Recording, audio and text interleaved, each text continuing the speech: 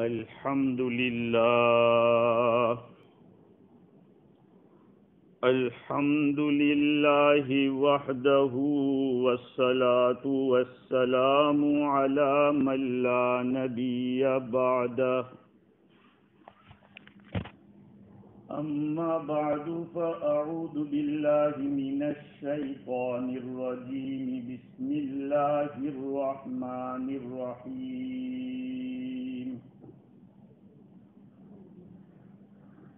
إن أولياؤه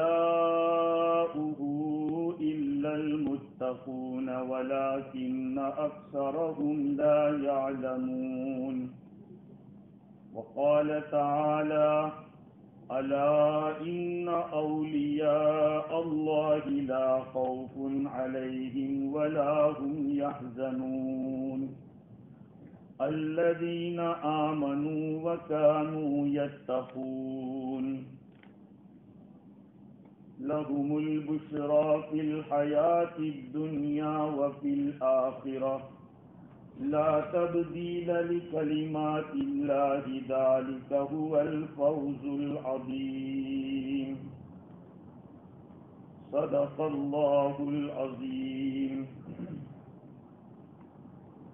وعن عبادة بن الصامت رضي الله تعالى عنه أنه سأل رسول الله صلى الله عليه وسلم فقال يا رسول الله أرأيت قول الله تعالى لهم البشرى فقال لقد سألتني عن شيء ما سألني عنه أحد من أمتي أو قال أحد قبلك تلك الرؤيا الصالحة يراها الرجل أو ترى له أو كما قال عليه الصلاة والسلام. بزرگوں، پیارے بھائیوں، دو جمعہ سے آپ حضرات کی خدمت میں ولایت اور اولیاء کرام سے متعلق گفتگو کر رہا ہوں. یہ ایک بہت ہی اہم موضوع ہے، اس لیے کہ اللہ تعالی کے اولیاء رہتی دنیا تک دنیا میں رہیں گے اور لوگ اپنی حسب استطاعت ان سے فائدہ اٹھائیں گے، لیکن اولیاء کون ہوتے ہیں، ان کی کیا صفات ہوتی ہے، یہ جاننا نہایت ضروری ہے. اور علامات اولیاء کیا ہیں، اس میں سے اکثر باتوں کے اوپر میں روشنی ڈال چکا ہوں. اسباب ولایت کیا ہیں، اس کو بھی میں نے عرض کیا تھا کہ اولیاء کی صحبت، نیک لوگوں کی صحبت، یہ بنیادی چیز ہے. جہاں تک اولیاء کرام کا مقام ہے، تو جیسے میں نے گزشتہ جمعہ عرض کیا تھا کہ نور کے تیلوں کے اوپر ہوں گے، یہ آپس میں اللہ کے خاطر محبت کرنے والے ہوں گے، نہ کوئی مال کی بنیاد ہوگی، نہ کوئی رشتہ داری کی بنیاد ہوگی. جب لوگ خوف زدہ ہوں گے قیامت کے میدان میں، یہ لوگ بے خوف ہوں گے. اب رہا سوال یہ ہے کہ ہم اولیاء کرام کو کیسے پہچانیں. احادیث شریفہ کے اندر اس کا بھی ذکر ملتا ہے. چنانچہ امام بغوی رحمۃ اللہ علیہ نے اپنی کتاب کے اندر یہ بات لکھی کہ حضور اکرم صلی اللہ علیہ وسلم سے پوچھا گیا من اولیاء اللہ، اللہ کے دوست کون ہوتے ہیں؟ اللہ کے اولیاء کون ہوتے ہیں؟ فرمایا الذین اذا رؤوا ذکر اللہ عز وجل، اللہ تعالی کے اولیاء وہ ہوتے ہیں جب ان کو دیکھا جائے تو اللہ یاد آ جائے۔ جب اللہ والوں کو دیکھیں تو اللہ تعالی یاد آوے، یہ ہے نشانی۔ اور ایک مرفوع روایت ابن ماجہ کی ہے، اسماء بنت یزید رضی اللہ تعالی عنہا اس روایت کی راویہ ہے۔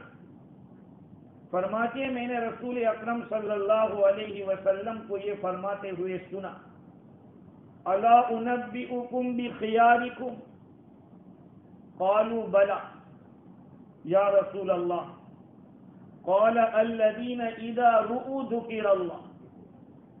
کہا حضور ضرور بتائیے کہ ہم میں بہتر کون ہے؟ حضور نے پوچھا کہ کیا میں تم کو بتاؤں تم میں افضل اور بہتر خیر والے لوگ کون ہیں؟ صحابہ نے عرض کیا کہ بالکل، کیوں نہیں؟ فرمایا وہ لوگ ہیں کہ جب ان کو دیکھا جاوے تو اللہ یاد آتا، اور اس میں کوئی شک نہیں میرے عزیز۔ بعض اللہ والے ایسے دیکھے اور ایسے ملے کہ وہ زبان سے کچھ بول نہیں رہے، لیکن آپ کو اس کا احساس ہو رہا ہے کہ میں کسی ایک اللہ والے کی مجلس میں ہوں۔ مجھے اچھی طرح یاد پڑتا ہے کہ سہارنپور میں حضرت مفتی مظفر حسین رحمۃ اللہ علیہ تھے۔ حالانکہ میں ان سے منسلک نہیں تھا، ان سے بیعت نہیں تھا، لیکن بزرگوں سے ملنا، اللہ والوں سے ملاقات کرنا فائدے سے خالی نہیں ہے۔ تھوڑی دیر کی ملاقات بھی بہت کام کر جاتی، اس لیے کہا گیا کہ اللہ والوں کی صحبت کو غنیمت سمجھو۔ تو مفتی مظفر حسین رحمۃ اللہ علیہ کے پاس کچھ دیر میں بیٹھا تو ایسا لگا کہ یہ اللہ والا آدمی ہے، اور اس سے جیسے ذکر کی تلقین ہوتی ہے، آدمی کے دل میں ایسے ہی خود بخود پیدا ہوتا ہے کہ اللہ کا ذکر کیا جائے۔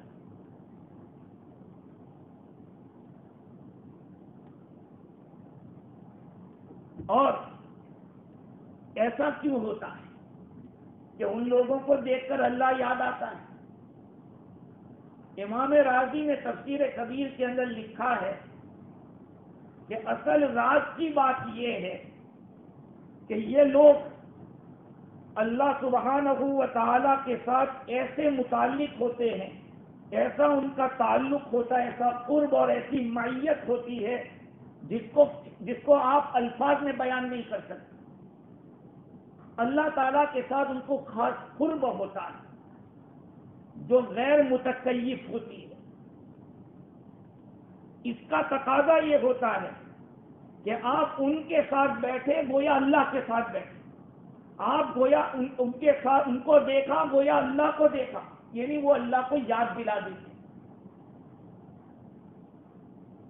اور اس کو مثال سے یوں سمجھو، امام راضی فرماتے اس کی مثال یہ ہے کہ آئینہ، اس آئینے کو سورج کے سامنے رکھ دو، اور سورج کی جو روشنی جو کرنیں ہیں اس آئینے میں بھر دو۔ جب یہ آئینے کے اندر سورج کی روشنی ایسے بھر جائے گی تو اس سے ایک ایسی حالت پیدا ہوگی کہ اس آئینے کے سامنے جو جائے گا وہ بھی روشن ہو جائے گا۔ اس آئینے کے سامنے اگر دوسرا آئینہ بھی رکھ دو آپ تو اس آئینے کے اندر بھی روشنی اور چمک ہو جائے گی، بلکہ اتنی زیادہ روشنی ہو جائے گی، سورج کے سامنے اگر کاغذ رکھ دو کاغذ جلے گا نہیں، لیکن آئینے کے اندر جو آپ نے اس کی روشنی جمع کی ہے اس گرمی کو اگر کسی کاغذ پہ رکھ دو تو ہم نے کاغذ کو جلتے دیکھا۔ ہاں، جب چھوٹے تھے ہم لوگ تو اس طرح کرتے تھے کہ سورج کی دھوپ کو ایسے لے کر کاغذ پہ ڈالتے تھے آئینے کے ذریعے، دیر تک ایسا کرنے سے وہ کاغذ جل جاتا تھا، اس کے اندر احتراق پیدا ہو جاتا۔ یہ کیا ہے؟ حالانکہ اگر اسی کاغذ کو سورج کے سامنے یا اسی روئی کو رکھ دیا جائے وہ نہیں جلے گا۔ اللہ رب العزت اہل اللہ کے اندر وہ چیز پیدا کر دیتے ہیں۔ بعض کتابوں میں نے دیکھا کہ اللہ تعالیٰ ان کو نور کی چادر اڑا دیتے ہیں کہ جب ان کو دیکھتے ہیں خدا یاد آتا ہے۔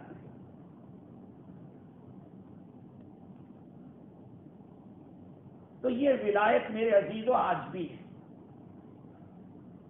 دعووں سے چیز نہیں ہوتی، کوئی بھی بات کرو دلیل ہوتی۔ اللہ رب العزت نے قرآن پاک اتارا دلائل سے بھرا ہوا، اور اس کو سمجھانے کے لیے آقا صلی اللہ علیہ وسلم نے احادیث بیان کی۔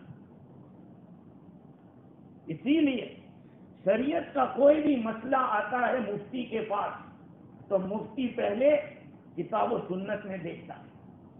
میں کسی چیز کو کچھ کہہ دوں وہ ہو نہیں جاتا، اس کی پشت پر دلائل چاہیے۔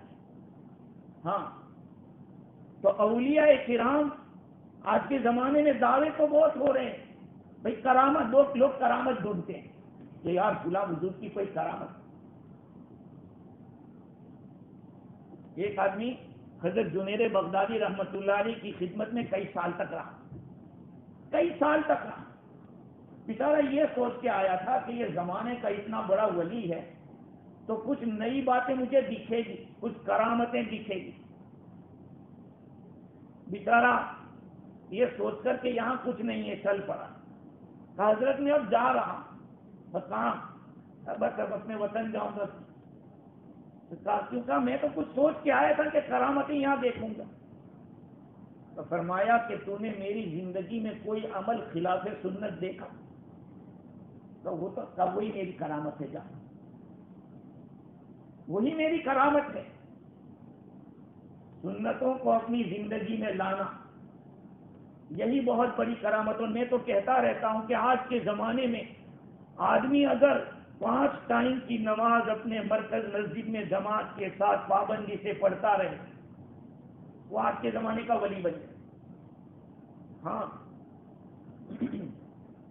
قاضی ثناء اللہ پانی پتی رحمت اللہ علیہ نے تفسیر مظہری کے اندر لکھا ہے کہ یہ جو سمجھا جاتا ہے کہ ولی کے لیے کرامت کا ہونا ضروری ہے یہ غلط ہے، اس لیے کہ کرامت کا ظاہر ہو جانا جس کے اندر خلاف عادت باتیں آدمی کر ڈالے یا غیب کی چیزوں کا پتہ دینے لگے، بہت سارے اولیاء کرام میں نہیں ہوا ایسا، بلکہ آپ غور و فکر کریں گے دنیا کے سب سے بڑے اولیاء کرام صحابہ کرام تھے، سب سے بڑے اولیاء انبیاء کرام کے بعد جن کا مقام ہے وہ صحابہ ہے۔ ان سے اتنی زیادہ کرامتیں ثابت نہیں ہے جتنی کرامتیں بعد کے لوگوں سے ثابت ہیں۔ تو کیا ان کی کرامتوں کے ظاہر نہ ہونے سے وہ اولیاء نہیں ہے؟ بہت بڑے اولیاء صحابہ کرام۔ قاضی ثناء اللہ پانی پتی رحمت اللہ علیہ فرماتے ہیں کہ خرق عادت یعنی ہیبٹ سے جس کو میریکل کہو آپ، میریکل، ایسی چیزوں کا ظاہر ہونا کبھی ایسے لوگوں سے بھی ظاہر ہو جاتا ہے کہ جن کے اندر کوئی چیز نہیں ہوتی، جو اولیاء نہیں ہوتے، وہ اللہ تعالیٰ کی طرف سے قسم کی استدراج ہوتا ہے، ڈھیل ہوتی ہے، اس کو استدراج کہتے ہیں۔ تو ولایت کے لیے کرامت کا ہونا ضروری نہیں ہے، دین کے خلاف زندگی نہ ہونا یہ ضروری ہے، سنت کے خلاف زندگی نہ ہونا ضروری ہے۔ اگر سنت کے خلاف آپ کی زندگی ہے تو آپ چاہے دنیا میں کتنے فیمس ہو جائیں، دنیا آپ کو کتنا مانتی ہو جاوے، اس سے کوئی فرق پڑنے والا نہیں ہے۔ ایک بستی کے اندر ایک بزرگ رہتے تھے، بزرگ کو پتا چلا کہ ہماری بستی میں کوئی آیا ہے اللہ والا تو مجھے جانا چاہیے ملنے کے لیے۔ وہ گئے، دیکھا کہ انہوں نے جہاں نماز پڑھی تھی تو تو سجدے کی جگہ میں انگلیاں جو تھی وہ چوڑی رکھی ہوئی. بعض کتابوں میں دیکھا کہ ان کو دیکھا کہ قبلے کی طرف تھوکا ایسے واپس ہو گئے. کیا ملنے جس کو یہی سلیقہ نہ ہو کہ قبلے کی طرف تھوکا نہیں جاتا یا سجدے کے اندر انگلیاں ملا کر سجدہ کرنا یہ سنت ہے, تو پھر اس سے کیا فیض حاصل ہوگا. لیکن آج کی دنیا میں تلاش یہ کیا جاتا ہے کہ اس سے کچھ کرامتیں ظاہر ہو, اور خصوصاً ہمارے ہندوستان پاکستان جیسے ملکوں میں چاہے کتنا بے نمازی ہو, چاہے کتنا بھنگ پیتا ہو, یا چاہے کتنے گندے کام کرتا ہو, لیکن اگر الٹا سیدھا کچھ دکھا دیا بس وہ ولی, اس کو بزرگ سمجھنے لگتے. کسی کو بھی پرکھا جائے گا تو کتاب و سنت پہ پرکھا جائے گا, کسی کی بات کو بھی پرکھا جائے گا, اس بات کو بھی کتاب و سنت پہ پرکھا جائے گا. ہاں, اگر کتاب و سنت کے خلاف بات ہے تو ریجیکٹ کر دی جائے. یہاں تک کہ شیخ عبد القادر جیلانی رحمۃ اللہ علیہ, جس کو یہاں پہ بڑے پیر کہتے ہیں اور بہت سارے لوگ گوشت پاک کہتے ہیں, ان کے بارے میں کرامتیں بنا بنا کے چلا دی. بہت سارے لوگ ایسے ہوتے ہیں کہ اپنے شیخ کو یا اپنے بزرگ کو بڑا بتلانے کے لیے میڈ ان چائنا کی طرح وہ کرامتیں بنا کے روانہ کرتے ہیں. ارے بزرگ سے ہم نے یہ دیکھا. ایک مرتبہ میں لندن گیا تو ایک مولانا نے بیان کیا, حضرت حکیم الامت رحمت اللہ علیہ نے وہ واقعہ بیان کیا ہے تصحیح کے لیے, اس کو غلط بتلانے کے لیے کہ یہ واقعہ غلط ہے. مولانا نے بیان کیا, بیان کے بعد میں ملا, میں نے کہا یار یہ واقعہ کو نہیں بیان کرنا. تو کہا مولانا تھانوی نے بیان, مولانا تھانوی نے کیوں بیان کیا ہے؟ دیکھ واقعہ کیا تھا سنیے. ایک عورت کا بیٹا گزر گیا. یہ عورت محبوب سبحانی شیخ عبد القادر جیلانی رحمت اللہ علیہ کی خدمت میں گئی اور کہا کہ حضرت میرا بیٹا مر گیا, آپ کو اسے کسی طرح بھی زندہ کرنا پڑے. شیخ عبد القادر جیلانی رحمۃ اللہ علیہ, میرا تھوڑی کام ہے یہ, میں کیسے کچھ کر سکتا, نہیں کرنا پڑے گا کچھ بھی. وہ ضد ہو گئی, بضد ہو گئی. واقعہ لکھنے والے کہتے ہیں کہ پھر کیا کہنا, شیخ عبد القادر جیلانی رحمت اللہ علیہ نے ملک الموت کو بلا کے ذرا اس عورت کے بچے کی روح دیکھو. کہا نہیں تم کا مجھے حکم نہیں, کہا نہیں دیتا. تھیلا لے لیا, کھینچ لیا اور کھول دیا, جتنی روحیں تھی سب بدن میں چلی گئی. اب یہ واقعہ کہیے دیکھیے. اس کو مولانا تھانوی رحمت اللہ علیہ نے اس لیے بیان کیا کہ اس واقعے کی کوئی سر پیر نہیں. ارے بھائی, تکوینی امور کے ساتھ اس طرح کا واقعہ اس طرح کا واقعہ بیان کرنا, پھر تو اعتمادی کہاں رہے گا.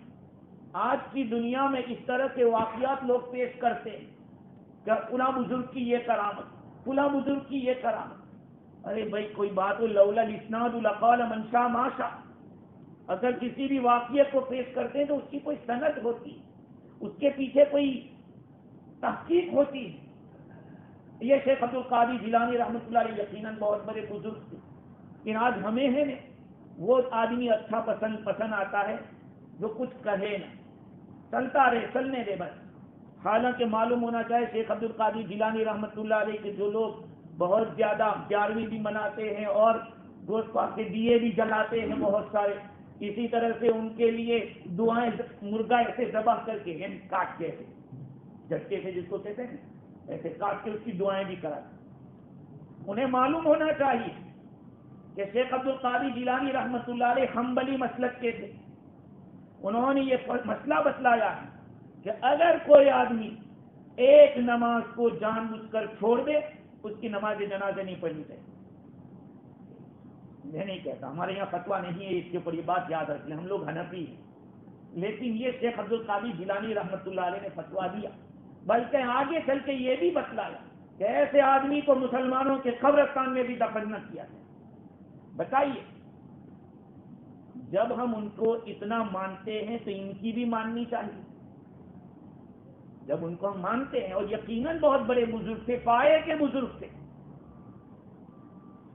تو شیخ عبد القادر جیلانی رحمت اللہ علیہ ان کے بارے میں مجھے عرض کرنا تھا کہ یہ جو ان کے لیے دیے جلاتے یہ شرک ہے. یہ شرک ہے. ان کو راضی کرنے کے لیے مرغوں کو جھٹکے سے ذبح کرنا یہ بھی شرک ہے. ان کے نام پہ ذبح کر کے دعوتیں کرنا یہ بھی شرک ہے. ہاں ما اہل بہ لغیر اللہ. بہت سارے لوگ تو اس لیے کرتے ہیں کہ اگر ان کو خوش کریں گے تو ہمیں نقصان نہیں ہوگا. نعوذ باللہ. نفع نقصان کا مالک اللہ ہے, کسی اور سے کچھ نہیں ہوتا. اپنی زندگی کو کتاب و سنت کے سانچے میں ڈھال دو. سب سے بڑی ولایت یہ ہے. المستطرف کے اندر ایک واقعہ لکھا ہے. حسن بصری رحمت اللہ علیہ کا زمانہ ہے. ایک بستی میں ایک فقیر نے آ کر لوگوں سے سوال کیا کہ مجھے کچھ کھانا دے دو, میں بہت بھوکا, ایک ٹکڑا دے دو. کسی نے کھانا نہیں دیا. اللہ تعالیٰ نے ملک الموت کو حکم دیا کہ اس کی روح قبض کر لے, اس لیے کہ بیچارہ بھوکا ہے اور اس کو کھانا کوئی دے نہیں رہا ہے, تو اس کی روح قبض کر لے. روح قبض کر لی گئی. مؤذن نے جب دیکھا کہ وہ یہ تو گزر گیا, مردہ ہو گیا, لوگوں کو خبر دی کہ بھائی فلاں صاحب جو آئے تھے کھانا مانگ رہے تھے وہ مر گئے, لہذا کچھ مدد کی جائے. سارے لوگوں نے کفن بات ساتھ تیاری کر لی, کیونکہ مرنے کے بعد تو سب کے دل یہ ہو جاتے, زندہ ہو تو کوئی پوچھنے کے لیے تیار نہیں, اور آدمی ادھر مرا کہ ادھر اس کی بزرگی ظاہر ہو جاتی. تو اس آدمی کے لیے لوگوں نے پیسہ جمع کیا اور کفن تیار کیا کہ اس کفن میں اس کو دفنایا جائے. مؤذن جب مسجد میں گیا تو کیا دیکھتا ہے کہ لوگوں کے پیسوں سے جمع کیا ہوا کفن وہاں موجود ہے, اور اس کفن کے اوپر لکھا تھا کہ ھذا الکفن مردود علیکم, یہ کفن تمہیں واپس کیا جاتا ہے. بئس القوم انتم, تم بہت بری قوم ہو. اس نے تم سے کھانا مانگا تھا. استطعمکم فقیر فلم تطعموه حتى مات جوعا, اس نے تم سے محتاجی کی وجہ سے کھانا مانگا, تم نے اس کو کھانا نہیں دیا, وہ بھوک سے مر گیا. من کان من احبابنا لا نکلہ الی غیرنا, جو ہمارے احباب ہوتے ہیں, ہمارے خاص بندے ہوتے ہیں, ہم غیروں کے حوالے نہیں کرتے. وہ کفن واپس کرو. یہ اہل اللہ ہیں. اہل اللہ کے ساتھ بیٹھو اور ان سے کچھ فائدہ اٹھاؤ, ان کی مجلس میں جاؤ. میرے بھائیوں, آج کے دور کے اندر مجلسیں زیادہ شر والی مجلسیں زیادہ ہیں. بیٹھا ہے موبائل لے کے دیکھ رہا ہے, وہ کس کے ساتھ کوئی نہیں ہے لیکن بہت سارے لوگ اس کے ساتھ بیٹھے ہوئے. اس لیے ہم لوگوں کو اپنے بارے میں سوچنے کی ضرورت ہے کہ ہمارا وقت جو قیمتی سرمایہ ہے وہ کہاں جا رہا ہے, کہاں گزر رہا ہے. تو اولیاء کرام اپنے اوقات کی حفاظت کرتے ہیں. اولیاء کرام اپنے حلال و حرام کا فرق کرتے ہیں. ایسے ہی اللہ کا ولی نہیں بن جاتا آدمی. اپنی زندگی کے ہر موڑ کے اوپر کتاب و سنت کو دیکھتا ہے. آج ہم لوگ تو کھانا کچھ بھی آ گیا کھا لیا نہیں. مجھے ایک بات ابھی میں نے المستطرف میں دیکھی تھی کہ امام احمد بن حنبل رحمۃ اللہ علیہ کے بارے میں ہے کہ ایک عورت ان کے پاس آئی. امام احمد بن حنبل رحمۃ اللہ علیہ کی مجلس میں پوچھا, ایک سوال کیا اس نے کہ میں کپڑے بننے کا کام کرتی ہوں, کپڑے تیار کرتی ہوں, رات میں بھی کرتی ہوں, دن میں بھی کرتی ہوں, اور اس کو تیار کر کے بیچ دیتی ہوں, لیکن کسی کو میں یہ اوپن نہیں کرتی کہ یہ رات کا بنا ہوا کپڑا ہے, یہ دن کا بنا ہوا کپڑا ہے. تو کیا میرے لیے ضروری ہے کہ میں اس کو واضح کر دوں کہ یہ رات کا بنا ہوا ہے, یہ دن کا بنا ہوا؟ امام احمد بن حنبل رحمۃ اللہ علیہ نے فرمایا کہ ہاں بھائی فرق آتا ہوگا رات کے بنائے ہوئے میں اور دن میں بنائے ہوئے کپڑے میں, کا تجھے بتلانا پڑے گا. جب یہ عورت واپس ہوئی تو اپنے بیٹے سے امام احمد رحمۃ اللہ نے فرمایا بیٹا جاؤ کہ یہ کون عورت ہے, یہ کس کے گھر سے آئی ہوئی, یہ ذرا تحقیق کر لو. لڑکا گیا تو کیا دیکھتا ہے کہ بشر بن حارث حافی رحمت اللہ علیہ کے گھر میں یہ عورت داخل ہوئی. بہت بڑے بزرگ تھے, ہمیشہ ننگے پیر چلتے تھے. تو حضرت بشر بن حارث حافی رحمت اللہ علیہ کے گھر میں وہ عورت داخل ہوئی. تو آگے لڑکے نے بتلایا کہ مجھے, امام احمد رحمت اللہ علیہ فرماتے کہ مجھے تعجب تھا کہ ایسا سوال بشر کے گھر کے علاوہ اور کوئی نہیں پوچھ سکتا. اتنا باریک مسئلہ کہ کپڑا رات کو بنایا تھا, دن میں بنایا تھا, یہ بتلانے کا. اتنا باریک مسئلہ تو بشر بن حارث حافی جی کے گھر سے کوئی پوچھ سکتا ہے, باقی اور کوئی نہیں پوچھ سکتا. آگے لکھتے ہیں کہ یہ حضرت بشر رحمت اللہ علیہ جب بیمار ہوئے اور ایسی بیماری میں مبتلا ہوئے کہ جس میں ان کا انتقال ہوا. جب بہت زیادہ بیمار ہوئے تو لوگوں نے کہا کہ حضرت آپ کا پانی یعنی پیشاب چیک کرا تھے. اس زمانے میں قارورہ پیشاب کا بوتل لے کر جاتے تھے, دیکھتے تھے کہ بھئی ان کو کیا تکلیف ہے. بہت سارے لوگ ایسے تھے کہ دیکھ کر بتا دے. اللہ تعالیٰ نے اس دنیا میں ایسے ایسے ماہر اطباء پیدا کیے. بعض جاہل یوں کہتے ہیں کہ مسلمانوں نے کیا کیا. غیر مسلم بعض اس طرح کی باتیں الیکٹرانک میڈیا میں آتی ہے. تو کسی نے بتلایا کہ مسلمانوں نے کیا کیا ہے. یاد رکھو میرے بھائیوں, پہلے ساری کتابیں جو عربی میں تھی اس کو انگلش میں منتقل کیا گیا. یہ سارا سرمایہ ہمارا ہے, لیکن یہ قوم جب علم سے دور ہو گئی, تحقیقات سے دور ہو گئی, تو یہ دوسری قوموں نے اس پہ قبضہ کر لیا اور وہ اپنی تحقیق بتلا رہے کہ ہماری تحقیق ہے, ہماری تحقیق ہے. حالانکہ یہ سب اسلام ہی کی تحقیقات ہے اور اسلام ہی کی کرم نواز. ان لوگوں کو یہ موقع ملا ریسرچ کرنے کا, اللہ کے نبی کی حدیثوں میں, قرآن کے اندر ریسرچ کرنے کا موقع ملا. آج ہم ہیں کہ ہمیں قرآن پڑھنے کا موقع نہیں, قرآن دیکھنے کا موقع نہیں. کتنوں کا آج پوچھ لو سورہ کہف کتنے پڑھ کے آئے, کتنے پڑھ کے آئے, سورہ یاسین کتنے پڑھ کے آئے, کیونکہ ہمارے پاس ٹائم نہیں. ہاں, آدمی جب الاہم فالاہم کے فارمولے پہ نہیں آئے گا, الاہم امپورٹنٹ دین امپورٹنٹ, جو زیادہ امپورٹنٹ ہے اس کو پہلے رکھو, جو اس کے بعد ہے اس کو. اس کے آدمی کی زندگی کے اندر کوئی نظام نہیں ہوتا تو اس کے اوقات ایسے ہی چلے جاتے. خیر, تو حضرت بشر بن حارث حافی رحمت اللہ علیہ سے لوگوں نے کہا کہ اپنا جو پانی ہے وہ دکھانے کے لیے بھیج دو کسی ڈاکٹر یا طبیب کو. تو کیا فرمایا, انا بعین طبیبی, بعین الطبیب, میں تو طبیب کی نگرانی میں ہوں, یعنی اللہ کی نگرانی میں ہوں, وہ طبیب ہے میرا. لیکن بہت زیادہ اصرار کیا تو پھر ان کی بہن نے وہ پانی جو انہوں نے یہ کیا ہوگا تو دیا. اس زمانے کے اندر ایک نصرانی طبیب تھا, بہت ماہر تھا ان کے زمانے میں. اس کے پاس جب لے گئے, اس نے قارورہ دیکھا تو کہا کہ پانی کو ہلاؤ.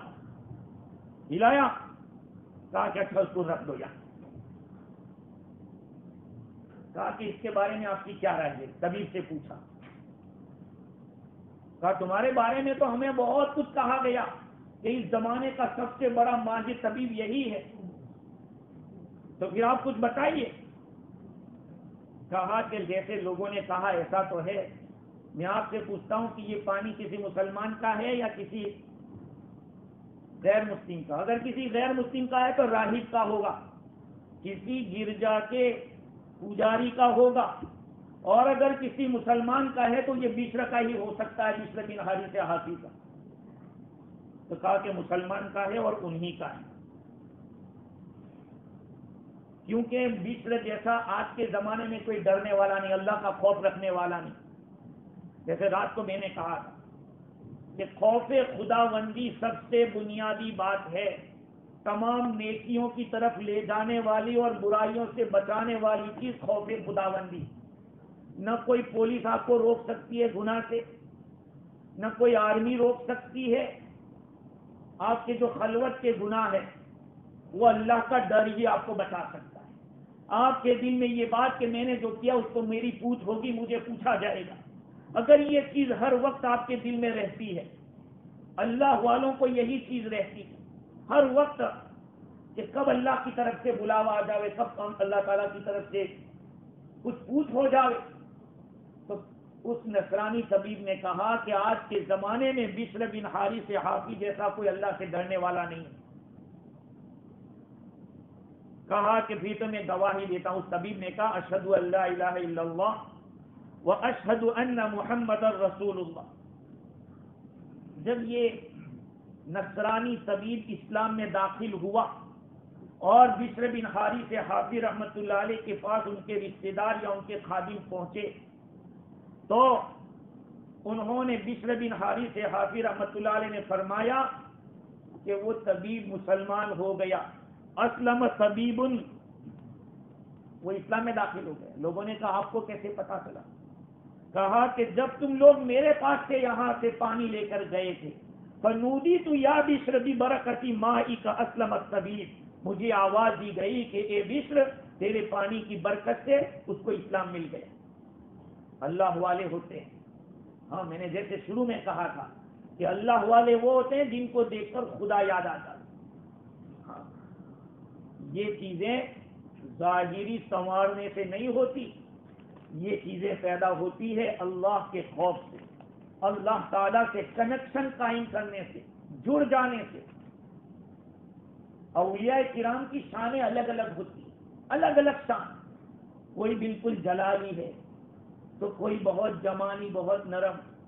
میں جس مدرسے میں پڑھا ہوں گجرات کے اندر، ترکے سردار علوم میں پڑھا، تو وہاں ایک قبر تھی موسیٰ جی رحمت اللہ علیہ، ان کی کتاب چھپی ہے کرامت موسویہ۔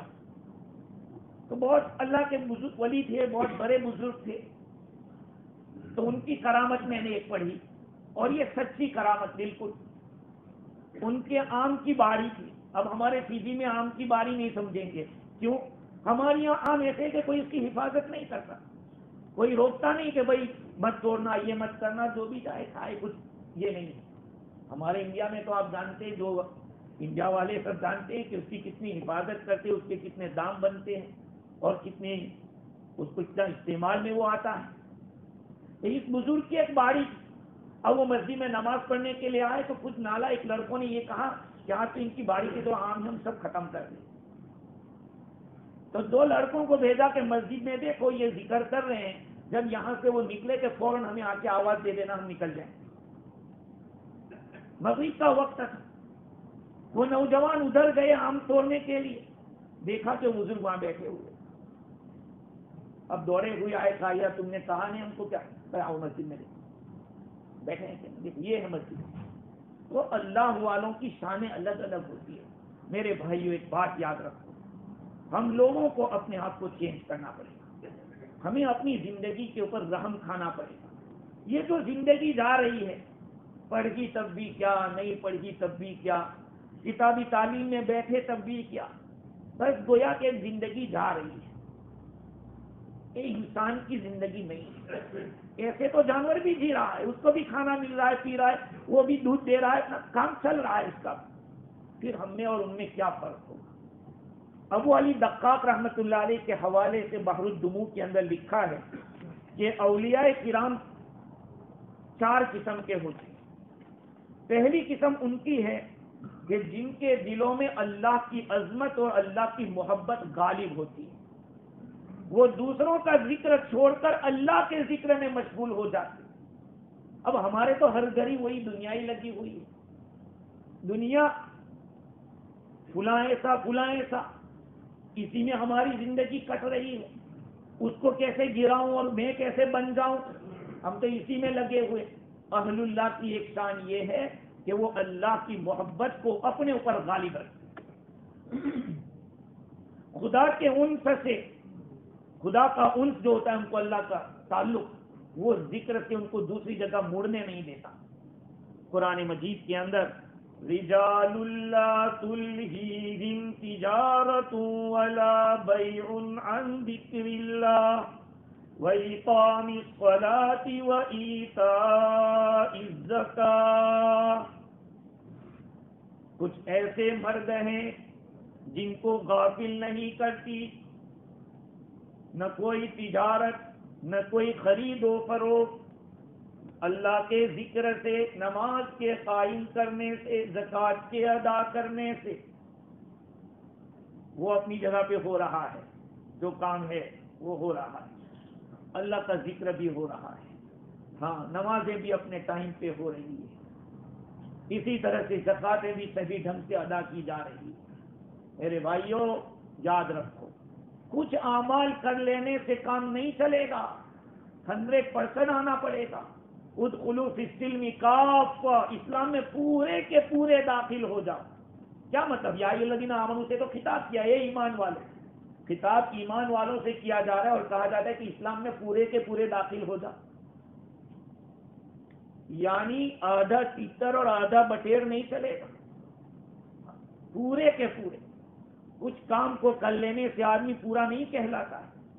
دوسری شان بعض اولیاء کی ایسی ہوتی ہے جو اللہ تعالیٰ سے سچی اطاعت کا معاہدہ کرتے ہیں، عبودیت کا اور مخلصانہ پاک دامنی کا خوب اظہار کرتے ہیں، یعنی اللہ کے احکام کو کامل طور پر ادا کرتے ہیں۔ رجال صدقوا ما عاهدوا اللہ علیہ، کچھ لوگ وہ ہیں جنہوں نے جو وعدہ کیا تھا، عہد کیا تھا، اس کو سچ کر کے دکھایا، یہ دوسری شان۔ اور تیسری قسم کے وہ اللہ والے ہوتے ہیں کہ جو اللہ کے لیے بولتے ہیں، جو اللہ کے بارے میں بولتے ہیں، جو اللہ کی وجہ سے بولتے ہیں، ہاں یہ شان ہے، چاہے دنیا کیسی ہو اور دنیا آپ کی کتنی خلاف ہو۔ ارے حبیب نجار کا قصہ آپ کو معلوم نہیں؟ حبیب نجار کا سورہ یاسین کے اندر واقعہ آیا ہے، وَجَاءَ مِنْ أَقْصَى الْمَدِينَةِ رَجُلٌ يَسْعَىٰ قَالَ يَا قَوْمِ اتَّبِعُوا الْمُرْسَلِينَ اتَّبِعُوا مَن لَّا يَسْأَلُكُمْ أَجْرًا وَهُم مُّهْتَدُونَ۔ شہر کے دور کے کنارے سے ایک آدمی دوڑتا ہوا آیا، قال، اس نے کہا، اے میری قوم، یہ جو بھیجے ہوئے لوگ ہیں ان کا اتباع کرو، ایسے لوگوں کا اتباع کرو جو تم سے کوئی اجرت نہیں مانگتے اور وہ ہدایت یافتہ ہے۔ تو دیکھو حبیب نجار کا بولنا اللہ کے لیے تھا، ساری قوم ایک طرف تھی۔ آج ہمارا حال یہ میرے بھائیوں کہ حق بات کو بولنے کی بھی ہمت نہیں، بلکہ حق پہ چلنے کی بھی ہمت نہیں۔ یاد رکھو، اگر ہم نے ایسا کیا، کیوں کیا؟ 10ویں سپارے میں منافقین کا تذکرہ کرتے ہوئے اللہ تعالیٰ فرماتے، یحلفون باللہ لیردوکم واللہ ورسولہ احق ان یردوہ ان کانوا مؤمنین۔ یہ منافقین الٹے دھندے جب کرتے تھے، دین کی شان میں گستاخی، نبی کی شان میں گستاخی کرتے، جب صحابہ کو حضور کے ذریعے سے پتہ چلتا تو یہ منافقین ان مسلمانوں کے پاس آ کے قسمیں کھاتے تھے کہ نہیں ایسا نہیں ہے، ہم قسم کھا کے کہتے ہیں یہ بات صحیح نہیں ہے۔ مقصد کیا تھا؟ مسلمانوں کو خوش کرنا تھا۔ اللہ تعالیٰ فرماتے ہیں کہ اللہ زیادہ حقدار ہے اس کے اور اس کا رسول زیادہ حقدار ہے اس کے کہ ان کو تم راضی کرو۔ آج ہمارے بہت سارے کام مخلوق کے راضی کرنے میں ہو رہے ہیں، ایک خدا کو راضی کرنے کی ہمیں فکر نہیں۔ خدا تو راضی ہو جائے گا صرف ایک بات سے، ایک بات سے۔ کون سی بات؟ شریعت سے چلنے سے، بس۔ مخلوق تو چاہے تم پیسہ لٹا دو، چاہے ٹائم اپنا دے دو، جان دے دو، تھوڑا آپ نے نہیں کیا تو فوراً کہیں یار اس نے میرے لیے کیا کیا ہے، فوراً ہی۔ لیکن اللہ کی ذات ہے کہ ایک ہی بات چاہتے، میرے حبیب کا اتباع کرو۔ تو یہ ایک اور جماعت ہے اہل اللہ کی، وہ یہ ہے کہ اپنے آپ کو، اپنے خود، اپنے راز جو ہوتے ہیں مخفی، اس کو چھپا کے رکھتے ہیں، کرامن کاتبین اور فرشتوں سے معلوم کر کے اس کے بھید کو اللہ تعالیٰ کے علاوہ کوئی نہیں جانتا، کسی کو وہ بتلاتے نہیں۔ جن کے لیے اللہ نزل احسن الحدیث کتابا متشابہا تقشعر منه جلود الذین یخشون ربهم ثم تلین جلودهم وقلوبهم الی ذکر اللہ۔ اس آیت کریمہ میں ان لوگوں کی طرف ایک اشارہ۔ تو میرے بھائیوں، اولیاء کاملین کا وجود آج بھی ہے۔ دعووں سے آدمی ولی نہیں بن جاتا ہے، آدمی کی زندگی ہوتی ہے کتاب و سنت کے تابع۔